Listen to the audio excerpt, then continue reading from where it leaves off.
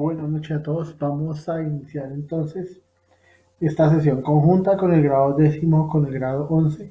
Les voy a agradecer a los que están viendo la transmisión de estos dos grados que en los comentarios escriban su nombre para que quede el registro de la asistencia y pues la evidencia de que están viendo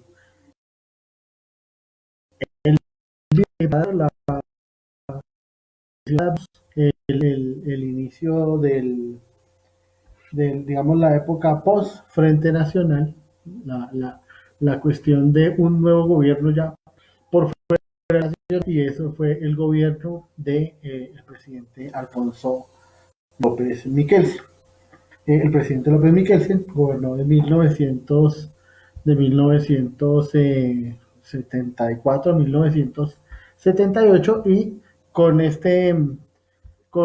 digamos, final del gobierno de López Miquelsen, pues iniciamos entonces el gobierno del señor Julio César Turbay Ayala, uno de los gobiernos, digamos, más recordados de esta década por varias razones, que pues digamos en este momento vamos a comenzar a ver. Entonces, por favor, los que estén ahorita viendo la transmisión, les voy a agradecer muchísimo. No me envíen mensajes ya más ¿cómo se llama? Por, por acá por el Messenger y eso, la transmisión siempre tiene un retraso, entonces váyanla viendo en la medida pues en que pues, ustedes se peguen a la transmisión en vivo. Bien, comencemos para no demorarnos.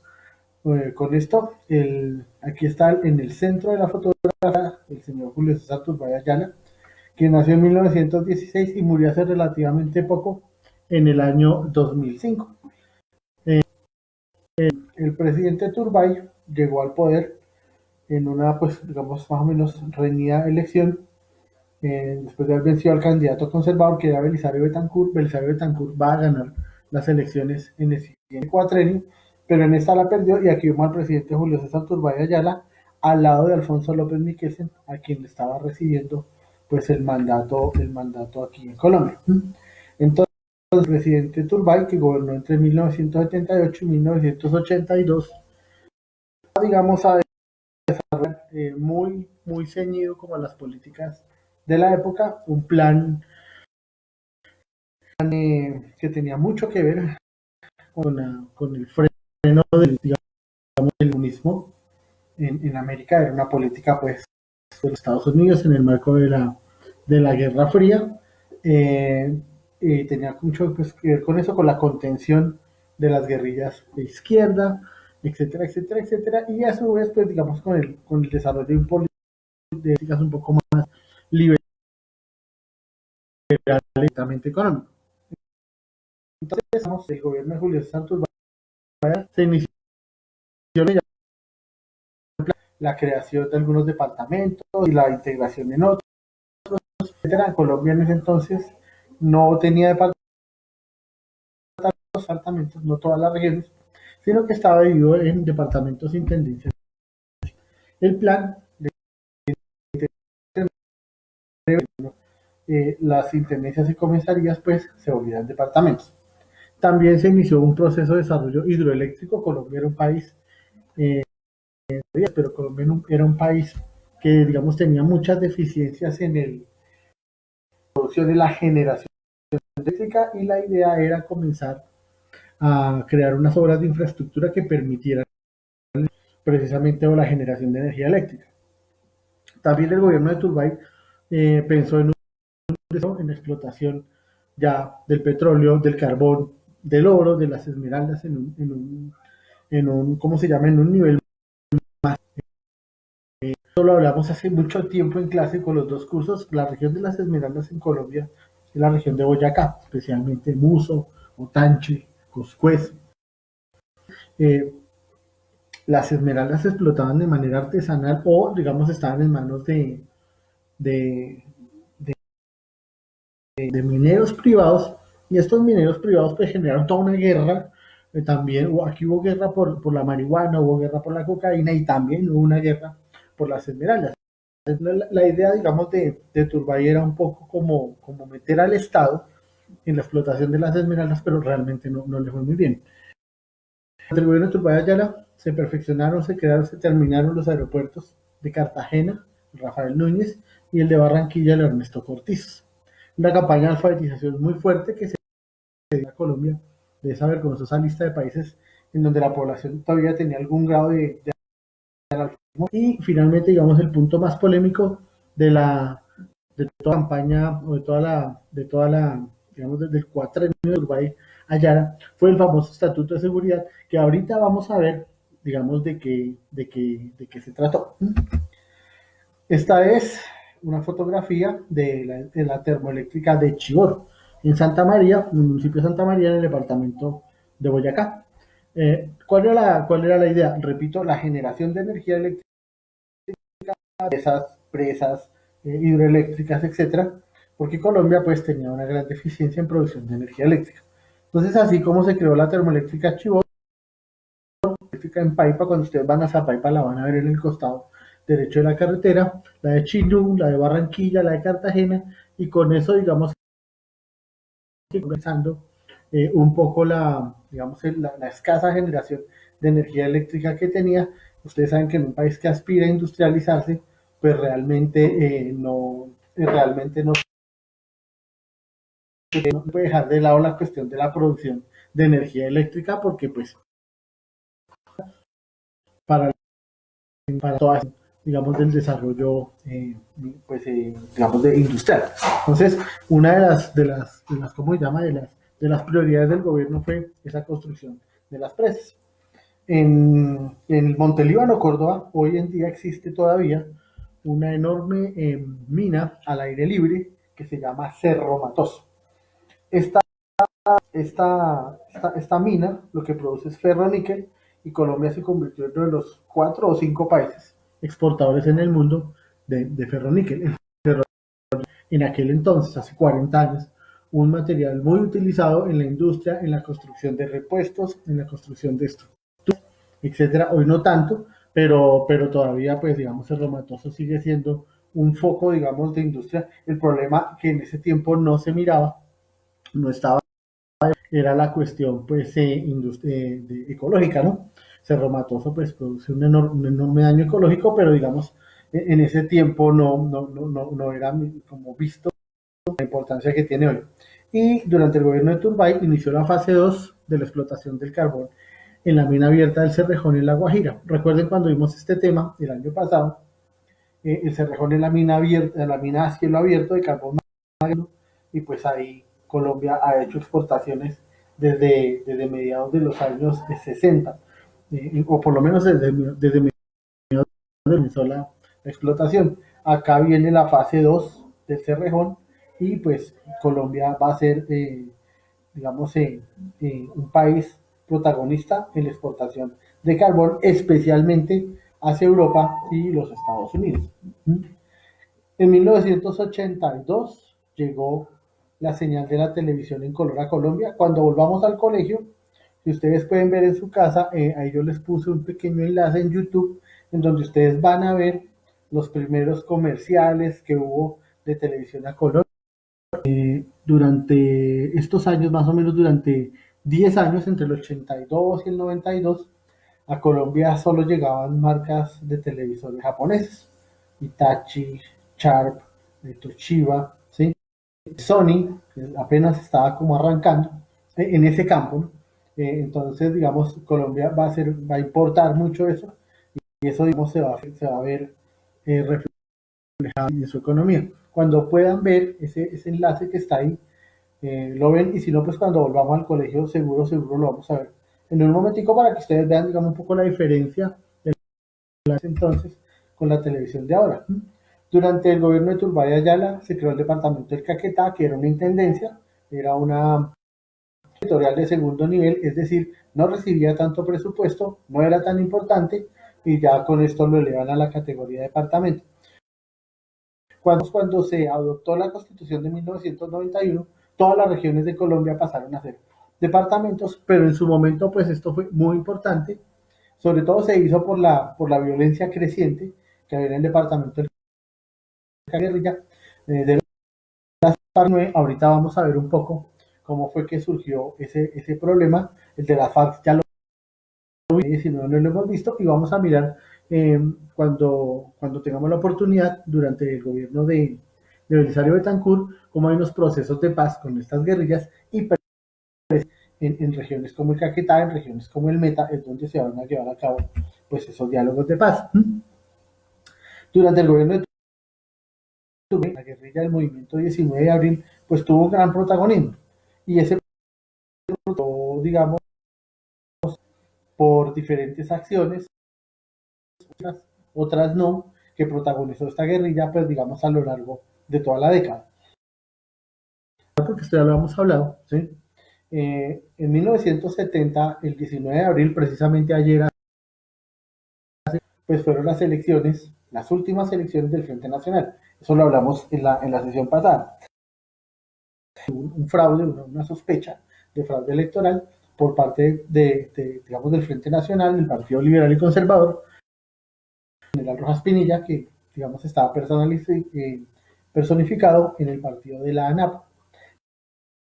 Pues, a raíz de este, digamos, no pudo reclamar ante el Consejo de Estado una celebración de unas nuevas elecciones, entonces surgió una guerrilla que se llama así, Movimiento 19 de Abril, o M19. Lo que buscaba tomarse la vía, pues, digamos, tomarse el poder por la vía armada, ya que ellos consideraban que pues, a través de las elecciones el gobierno siempre iba a ser fraude, y fundaron esta guerrilla. Era una guerrilla pues como nacionalista, una guerrilla que reivindicaba ciertos valores de la izquierda, pero como de todas las tendencias en México. Los guerrilleros del M-19 cuando tomaron la embajada de la República en 1980. El M-19 hizo toda una campaña expectativa en diferentes periódicos y que ustedes están viendo en este momento aparecía en los periódicos. La gente empezó con un periódico de Bogotá, un periódico los guerrilleros del M-19 sabían que este periódico pues circulaba mucho, se leía mucho, lo leía mucho la gente, digamos, de las clases populares. Era un periódico, repito, muy amarillista, pero de la época. Y empezó esta campaña expectativa en donde decía, digamos, los avisos que ustedes ven ahí, falta de energía, inactividad, parásitos, gusanos, PM19, etcétera. Y el señor del periódico, pues ustedes ven acá, el jefe de publicidad del Bogotano, se llama Guillermo García. Tiempo después, pues comentó pues, que para él había sido una completa sorpresa. Aquí lo interrogan sobre por qué había publicado esos. Entonces dijeron, pues es que ellos pagaban, pues nosotros no veíamos nada de malo. Y lo que estaba haciendo el MS, digamos, su aparición en la vida pública, en plata, pues de la época invirtieron 500.000 pesos, una pequeña fortuna, digamos, en el pago pues de la propaganda que salía en el Bogotá. La primera acción, digamos, la ciudad armada del M-19 fue el 17 de enero de 1974. Algunos hacer actos entraron a la quinta de Bolívar, acá en Bogotá, la que queda ahí en el barrio Germania, llegando pues a la vía Monserrate, y pues digamos se mezclaron como entre los que esperaban que aquí cuando estaba cerrada rompieron una urna y sustrajeron la espada, una de las espadas de Bolívar. Bolívar tenía varias espadas, pero pues aquí había una en Santa Marta, había otra en Caracas, sustrajeron esta 17 años después cuando el M-19 firmó la paz y la devolvieron en el mismo lugar, digamos, cerraron la espada de Bolívar. Y en Bogotá ustedes pueden ver esta imagen de un periódico de la época, periódico El Tiempo. Aquí hacen una reseña noticiosa del robo de esto. Nadie sabía exactamente quién era el M-19, pero digamos con el paso de los días el grupo comenzó a hacer otra serie de golpes. Miren ustedes esta fotografía, es del periódico El Bogotano, una fotografía en color, Ahí ustedes pueden ver acá la urna, sin, ¿cómo? La urna rota, la urna del museo. El señor, el oficial de la policía, el agente de la policía que custodiaba, pues no supo dar razón. Realmente pues no tenemos sospechosos en ningún momento. El M19 empezó a hacer este tipo de acciones como las que ustedes pueden ver en estas páginas. El periódico lo tomaban y le exigían al jefe de prensa o al jefe de la rotativa.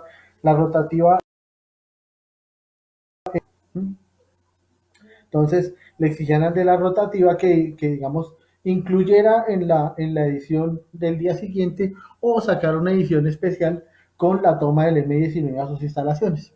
Entonces, se llamaron el diario 5 PM, que creo que era de Cúcuta, y también tomaron acá el bogotano, noten ustedes, el señor un poco jocoso, dice, nos trataron bien. Ese tipo de cosas, digamos, para hacer una campaña, digamos, de visibilización. La primera acción así ya, digamos, cruenta, que tuvo que ver con un secuestro, la realizó en el 1975. Les voy a traducir aquí la noticia que está resaltada, es que un ejecutivo de la casa Sears había sido secuestrado. Aquí en Bogotá, Galerías y el centro comercial Galerías, funcionaba un almacén por departamentos que todavía existe, que se llama Sears. Es un almacén donde usted entra, es una especie pues como de favela, usted encuentra cosas por departamentos, etcétera, ropa, pues, lencería, electrodomésticos. Y el señor, que se llamaba Donald Cooper, fue secuestrado por el M19 y esa, digamos, fue tan alto el secreto de eso a veces aquí en Colombia que la noticia vino a ser reseñada, ¿sí? de las Islas Vírgenes. Ahí salió la noticia, ustedes la pueden ver acá. Entonces el M19 empezó a financiarse con los secuestros de las empresas extranjeras. Si yo mal no estoy, el señor Cooper pidieron $2 millones de la época, eso era un montón de plata, pero francamente no sabría decirles exactamente cuánto recibieron por eso. La primera acción así cruenta que cobró la vida de una persona la realizó el M19 el 15 de febrero de 1976. Hay una cosa de un sindicato que se llamaba la Confederación de Trabajadores, la Confederación, la CUT, y su presidente era un señor que se llamaba José Raquel Mercado. José Raquel Mercado era un dirigente sindical, el M19 lo secuestró y lo acusó de traicionar el movimiento sindical, lo señaló de recibir dinero de las empresas a las cuales supuestamente él debía exigir vendedores, los indicó de ser un espía pues del gobierno de Estados Unidos, los indicó de recibir dineros del gobierno de Estados Unidos, etcétera, etcétera. Aquí a la izquierda ustedes pueden ver la fotografía de Mercado y a la derecha hubo un volante que el M19 repartió pues casi por toda Bogotá, en donde digamos, le mostraba a la opinión pública cuáles eran los cargos a los cuales, digamos, por los cuales acusado. Ustedes pueden ver ahí que dice traición a la patria, traición a la casa obrera, enemigo del pueblo, etcétera, etcétera. Y en una cosa y pues delirante, si usted lo quiere ver así, el M19 lo condenó, digamos, lo llevó a un juicio, lo que llaman un juicio popular, y el M19 lo que hacía era pintar grafitis en la gente, si por los cargos que los que Mercado estaba señalado, pues debía ser ajusticiado. Supuestamente, el M19 tuvo un compás de espera, aproximadamente 2 meses, y a los 2 meses, pues, que habían visto en la calle era la mayoría de respuestas afirmativas a la ejecución de Mercado y lo mataron en 1970 y abandonaron el cuerpo en la glorieta de la calle 63 con carrera 50 de agonía. Si ustedes van hoy, pues ahí van a encontrar un monumento en homenaje al señor Mercado. Aquí a la izquierda está Mercado, que la guerrillera del M-19 tiene en sus manos la espada. En la fotografía siguiente, a partir de este momento, pues ya el M-19 va a empezar a hacer una serie de secuestros en Bogotá, en diferentes partes de Colombia, en Cali, en Barranquilla, en Bucaramanga, en Medellín. Por ejemplo, el 7 en el paro cívico, y se secuestraron en Cali al gerente y ha sido ministro de Agricultura, se llamaba Hugo Ferreira Neira. Posteriormente lo liberaron, pero digamos empezaron a hacer ese tipo de secuestros, y su golpe más sonado, pues antes de la toma de la embajada dominicana,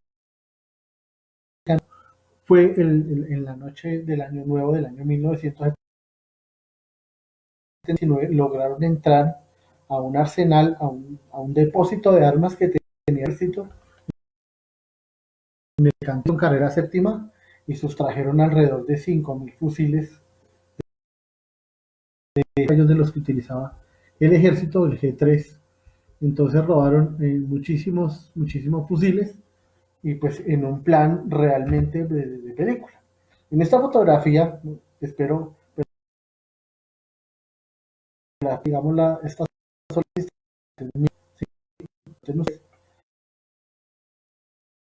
estoy señalando ese hangar en donde, digamos, que va el depto. ¿Qué hizo el M-19? Lo que hizo el M-19 fue ven al frente, ¿sí? Esa casa que está aquí en el recuadro, 4 o 5 meses construyeron un túnel que atravesaba la calle y daba exactamente pues digamos, al cantón, ahí estaban las armas. El M-19 entonces construyó ese, ¿cómo se llama? Ese túnel, digamos, de película. En 3 noches extrajeron la mayoría de las armas. Esa operación la llamaron, que les parecía que esto parecía una ballena y estaba pintada pues de color azul. Es una señal para que lo puedan conseguir y verlo. Aquí pueden ver ustedes alguna parte de las armas que el ejército recuperó en ese momento. Aquí está, digamos, la casa, esta era la casa, y ahí empezaron a cavar, repito, hacia este lugar de donde sustrajeron pues todas las armas. Hay que decirlo claramente, el golpe publicitariamente fue un éxito porque el M-19 sacó todas estas armas. En los días posteriores empezaron a repartir estos volantes en donde a armarse, etcétera, etcétera, fusiles. El ejército ya al ver que habían sido robados prácticamente en la nariz, operativos muy fuertes en donde hubo, pues digamos, torturas, en las que se sabía, tal vez a lo mejor estaban conectadas con el M-19. 1978 era un año, quiénes eran los del M-19, pero de todas maneras actuaron rápido, torturaron, y digamos, en ese lapso lograron recuperar buena parte del arsenal. Este fue una parte que quedó abandonada en la casa, pues ellos no se la pudieron llevar todos al tiempo, pero era un montón de armas que el ejército tenía ahí, de decomiso, o que le quitaban a otras guerrillas en los combates, etcétera. Calibres y marcas, pero el caso es que lograron pues sacar todas esas armas. Finalmente el ejército recuperó casi el 90% de ese armamento, y encarceló a una buena parte de guerrilleros de esa organización en diferentes cárceles del país. Repito, a partir de esto, a partir de esta, digamos, de esta acción, pues ya el gobierno comenzó a virar hacia una política mucho más represiva, a buscar la manera de capturar como fuera a los miembros del M-19, secuestrarlos, torturarlos, estaban las armas o en dónde estaban las personas que podían saber de ellas, etcétera. y ahí pues, nacería el famoso Estatuto de Seguridad. ¿Sí? 2 años después, el 27 de febrero de 1980, y ya pues con esto, el M-19, digamos, dio en la historia de Colombia y fue secuestrar un sinnúmero de personas en la Embajada de la República Dominicana, que quedaba en la calle 47 con carrera 30 frente a la Universidad Nacional. El M-19 aprovechó el embajador de la República Dominicana, en donde estaba invitado nada más y nada menos que el nuncio apostólico, el embajador del Vaticano en Colombia, y el embajador de los Estados Unidos, se llamaba Diego Asensio. Yo acá en mi casa tengo un libro de Diego Asensio sobre la toma de la embajada, de la portada, y más tarde se la voy a subir para que ustedes después, si alguno lo quiere leer, pues me avise, yo se lo presto. Muchachos, esta gente del M-19 llegaron a la embajada, se disfrazaron de deportistas, noten ustedes acá en esta fotografía. Algunos se infiltraron en la fiesta como invitados o como meseros, otros están alrededor de la embajada pues trotando, y muy temprano atacaron la embajada, la legación, que solamente tenía un policía custodiando. Ustedes pueden ver ahí cuando se inician los disparos, periodistas corren a buscar refugio. Y esta es una fotografía ya con los guerrilleros del M-19 en la embajada. Aquí está el nuncio apostólico, el embajador de los Estados Unidos. ¿Sí? Tener 17 embajadores de rehenes, más otras 40 personas que estaban ahí invitadas, la gente que, pues digamos que servía la comida, etcétera. La gente, pues, el avance de la urbanización en Bogotá ha sido muy complicado. Esta casa la demolieron y construyeron, digamos, esto queda para el recuerdo. Si ustedes pasan y pues van a ver, es un edificio que era lo que le permitía a los guerrilleros pues como controlar más o menos el perímetro que ellos necesitaban. Estos son momentos, digamos, un par de horas después, cuando algunos agentes de la policía intentaron hacer como una medio refriega con los guerrilleros que se encontraban adentro, pero pues no ordenó que no se actuara. Los periodistas montaron a la salida o en las inmediaciones de la embajada lo que llamaron la Villa Chiva, que era como una especie de noticias de, digamos, de lo que estaba pasando dentro de la embajada. Al poco tiempo, a los pocos días, empezaron los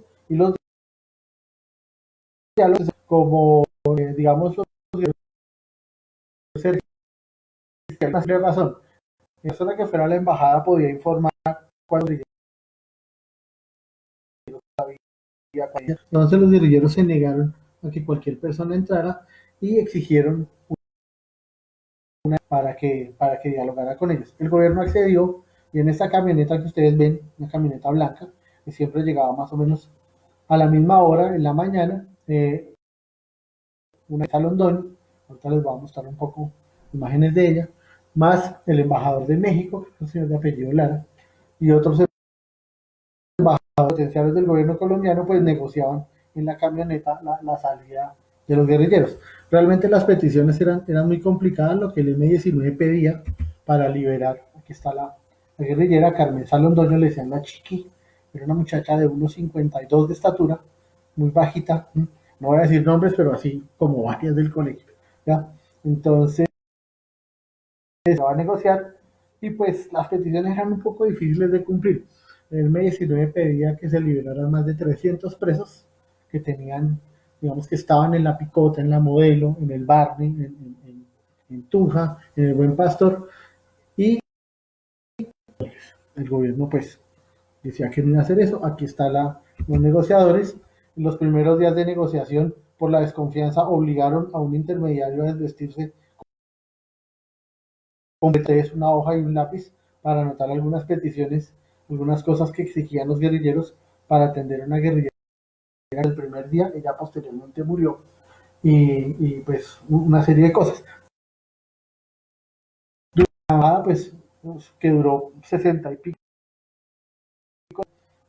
Sucedieron muchas cosas curiosas, pero pues para no demorarlos más, un embajador escapó.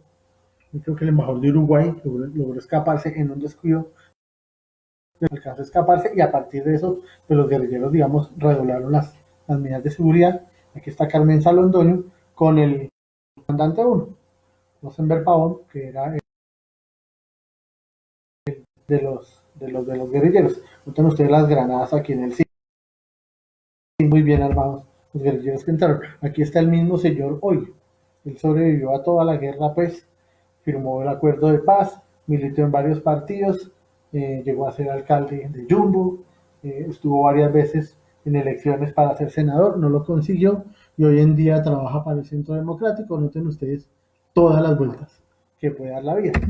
Vamos a continuar mañana. Mañana volvemos a hacer sesión a las 8. Acá comunicando qué hacía, la toma, etcétera, y reivindicaba el asalto de la embajada dominicana. Lo firman Carlos Toledo Plata, que era un político de Bucaramanga, de la Napo, y ahora se ha unido a la misión costeño, que digamos él dirigía el movimiento desde las selvas del Urabá. Ellos firmaban que estaban en Beirut y eso, pero pues parece ser que estaban aquí. Después vamos a hablar de Bateman. Él murió un año y medio después. Toledo Plata sí fue asesinado por el gobierno también unos años después.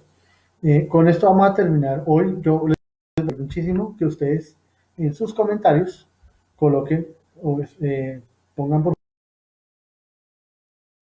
favor que falta una para terminar este tema de la embajada. Solo falta esta. Aquí ya lo terminamos. Finalmente, tras 2 meses,